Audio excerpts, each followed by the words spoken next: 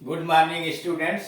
इस वीडियो के अंतर्गत हम लोग कुछ नैतिक वाक्यों का या यह कह लीजिए कि नैतिकता से भरे हुए पैसेज यानी गद्य खंड का हम लोग अध्ययन करेंगे कि अंग्रेजी में कैसे कोई भावुकता से और नैतिकता से भरे हुए बातों को व्यक्त किया जाता है, वही बात हिंदी में कैसे व्यक्त की जाती है। यहाँ केवल इंग्लिश में बातें दी गई हैं, उसको हिंदी में आपको समझाया जाएगा। 40 नंबर का looking at the happy things our heart is filled with the youthful days. Looking at the happy things, जब हम किसी आनंददायक सुखद वस्तुओं को देखते हैं, things our heart is filled with the youthful days, तो हमारा हृदय युवा अवस्था के दिनों के दृश्यों से भर जाता है। एंड इट्स जॉय, और युवा अवस्था के आनंदों से भर जाता है। दैट आर नो मोर, जो अब नहीं रहे, जो व्यतीत के वस्तु बन गए। विथ इट्स अनफुलफिल्ड डिजायर, अपने अपूर्ण इच्छा के साथ। एंड ब्रोकन ड्रीम, और टूटे हुए सपने के साथ। पूरा देख लीजिए। कह रहा looking at the happy things, जब हम आनंददायक चीजों को वर्तमान समय में देखते हैं, प्रसन्नतादायक चीजों को देखते हैं, our heart is filled with the youthful days and its joys, तो हमारा हृदय युवा अवस्था के दिनों और इसके आनंदों से भरपूर हो जाता है, भर जाता है। आवर हार्ट इज फिल्ड, हमारा हृदय भर जाता है विद द यूथफुल डेज, उस युवा अवस्था के दिनों और उसके आनंदों से भर जाता है। दैट आर नो मोर, जो दिन अब हमारे वर्तमान में नहीं रहे। विथ इट्स अनफुलफिल्ड डिजायर, और साथ ही साथ उन आनंददायक दिनों के साथ साथ हमारे अपूर्ण इच्छाएं भी हमारे हृदय में आ जाती हैं। एंड ब्रोकन ड्रीम, और जो हमारे युवा अवस्था के समय में, जवानी के समय में टूटे हुए सपनों को भी याद आ जाती है। He does not know the real source of the sorrow, व्यक्ति अपने दुख का मुख्य कारण नहीं समझ पाता। He does not know the real, वास्तविक कारण of his sorrow, व्यक्ति अपने दुख का प्रमुख कारण, वास्तविक कारण नहीं समझ पाता। But somehow he feels sad, लेकिन किसी न किसी तरह से दुख महसूस करता है।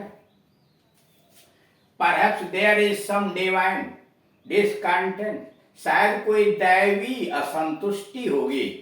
Perhaps there is some divine discontent, शायद कोई दैवी असंतुष्टि है। Which makes him unhappy, जो उसे दुखी बना देती है। With the present, वर्तमान। करा Perhaps there is some divine discontent, शायद कोई दैवी असंतुष्टि है। Which makes him unhappy with the present, जो वर्तमान में उसे दुखी बना देती।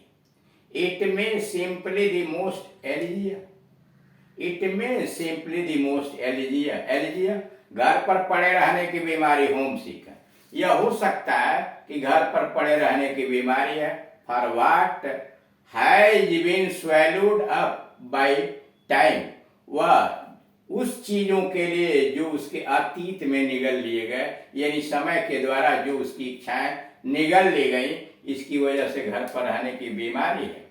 The memory of the youthful days, युवा अवस्था के दिनों की स्मृति, इज फ्रेश, उसी तरह से ताजी रहती है। Like the morning light falling on the sea, करा युवा अवस्था के दिनों की स्मृतियां मन में उसी प्रकार से ताजी रहती हैं जैसे जहाज पर गिरने वाले प्रकाश की किरणें। कमिंग होम, घर की तरफ जो जहाज आती है from foreign countries, bringing our dear friends, हमारे प्रिय मित्रों को विदेश से लेकर के जो पानी की जहाज विदेशों से हमारे घर की तरफ आती है, और उसके ऊपर जैसे प्रकाश की रेखाएं पड़ती हैं, उसी प्रकार से हमारे अतीत के दिनों में, युवा अवस्था के दिनों की स्मृतियां होती हैं। Ships sailing away are sad like the rays, अथवा उस तरह से दुखी लगती हैं, लाइक द रेज, उन किरणों की तरह, फॉलिंग ऑन द शिप्स, जो जहाज के ऊपर किरणें गिरती हैं, रोशनी की किरणें आती हैं, selling away with those way love, जो जिनसे हम प्रेम करते हैं उनको लेकर के दूर जाता है। फिर समझिए, कह रहा है the memory of the youthful days is fresh, युवा अवस्था की यादाश्त उसी तरह से ताजी रहती है। द मॉर्निंग लाइट, जैसे कि सवेरे का प्रकाश, फायरिंग ऑन द शिप, उस जहाज के ऊपर सवेरे का प्रकाश पड़ता है।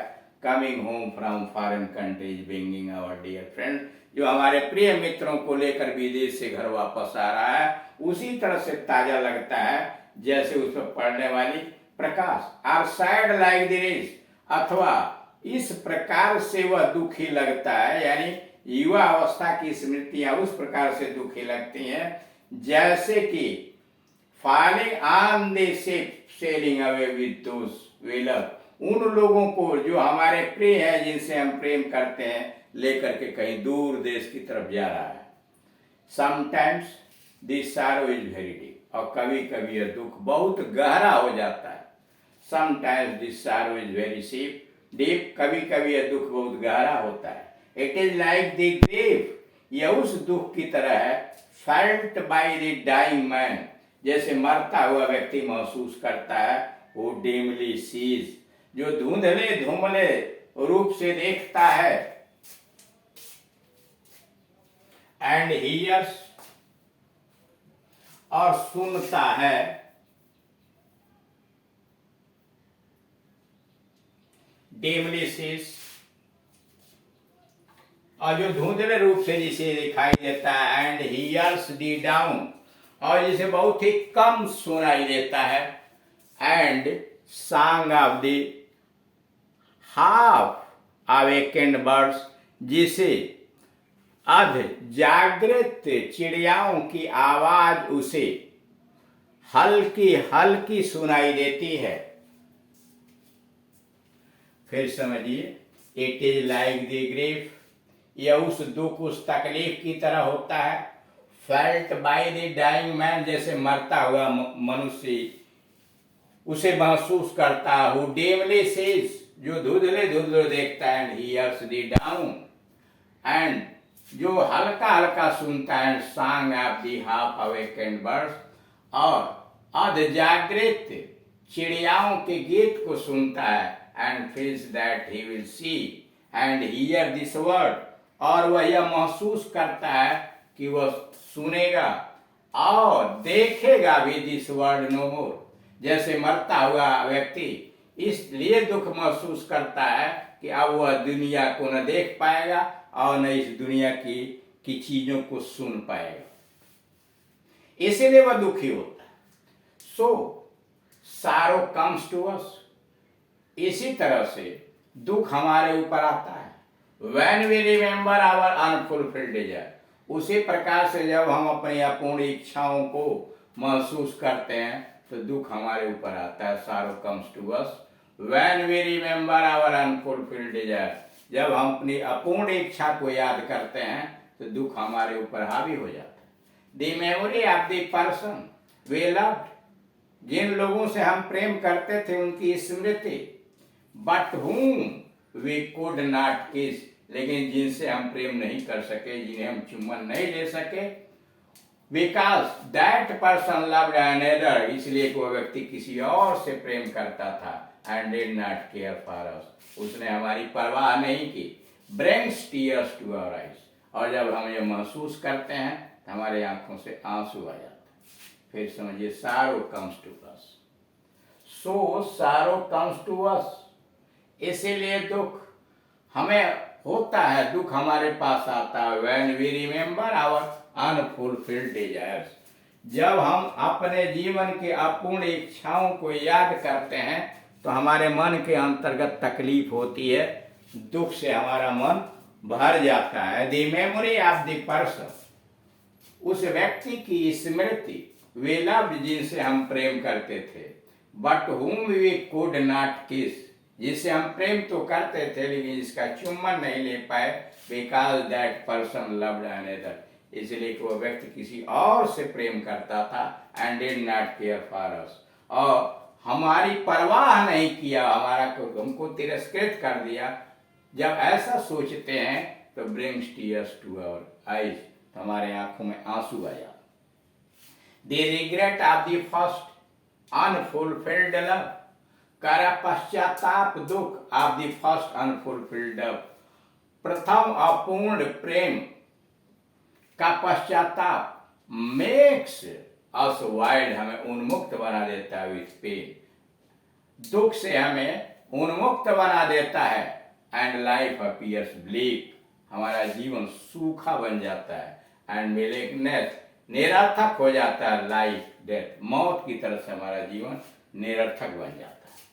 फिर समझिए, the memory of the person, उस व्यक्ति की स्मृति, we loved but whom we could not kiss, जिसे हम प्रेम तो करते थे लेकिन हम किस नहीं कर सके, because that person loved another, इसलिए कि वो किसी और से प्रेम करता था या करती थी। Did not care for us, और हमारी परवाह नहीं किया।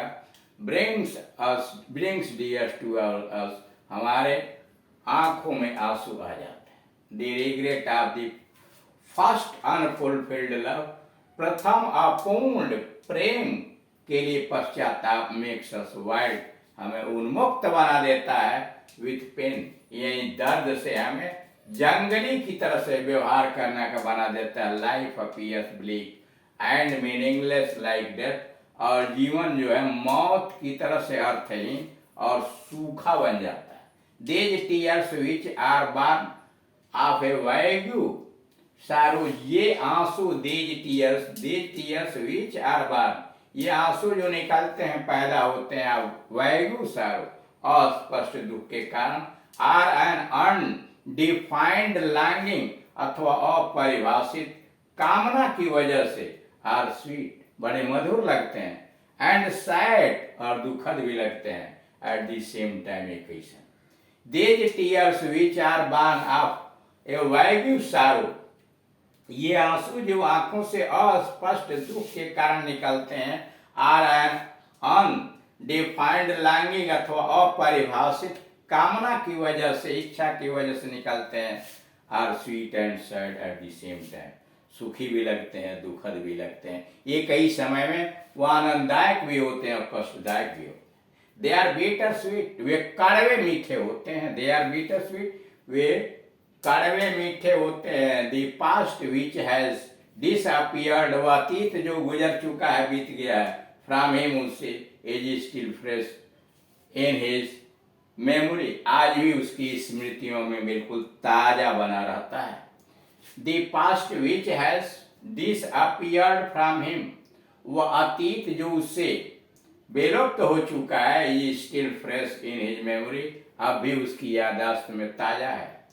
It has vivid and bright, यह उसी तरह से स्पष्ट और चमकीला है। एज द मॉर्निंग रेज, जैसे सवेरे की किरणें। Of the sun falling on the sail of the ship, it has vivid and bright, यह स्पष्ट और चमकीला है। एज द मॉर्निंग रेज, जैसे कि सवेरे की किरणें। Of the sun falling on the sail, जैसे कि जहाज के पाल पर सूरज की किरणें गिरती हैं। ऑफ द शिप, यह उसी प्रकार से ताजी लगती है। तो इस प्रकार से आपने देखा कि भावपूर्ण नैतिक वाक्यों का किस प्रकार से अभिव्यक्त किया जाता है, कैसे ट्रांसलेट किया जाता है। Thank you.